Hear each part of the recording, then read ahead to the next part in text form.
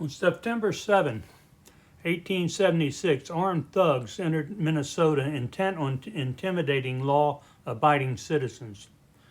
When one such citizen, Joseph Haywood, refused their demands, he was shot and killed. The citizens of Northfield, Minnesota immediately fought back. Store clerks, teachers, regular folks placed their very lives in jeopardy to capture or prosecute them.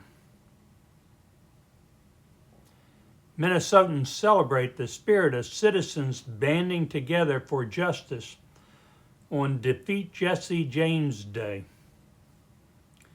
Right now, a new band of armed thugs have entered Minnesota with the intent to subjugate people who will not be intimidated. Gaslighting occurs when your government corruptly denies what you clearly saw, reframes it aggressively, and then treats your confusion as proof your vision of what you saw was wrong.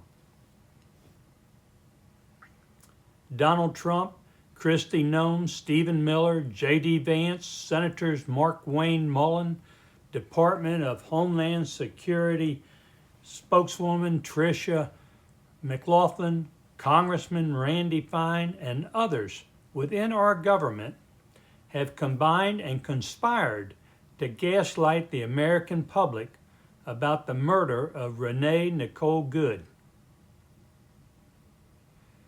Gaslighting by government officials is illegal.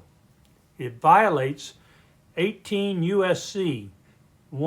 1512 C12, which makes it a felony to corruptly influence any official proceeding or attempt to do so. 18 U.S.C. 1512 F provides that the official proceeding, such as a grand jury, need not be pending at the time the gaslighting occurs. 18 U.S.C. 1512 I says that indictments can be issued in Minnesota or in the location where the attempted gaslighting took place. 18 U.S.C. K provides that those who conspire with gaslighters can also be charged. The criminal attempts to dissuade a grand jury from indicting Jonathan Ross are all recorded on social media. In a previous video, I explained how a federal grand jury on its own initiative can investigate, review the statements available on social media, and issue indictments against each and every government official I just identified. In another video, I explained how if any police officer, state, local, or federal, presents an affidavit to a federal judge or magistrate identifying a criminal and a crime, the judge must, without discretion, issue an arrest warrant. In that same video, I explained that the criminal code does not prohibit a citizen from presenting such an affidavit and demanding an arrest warrant.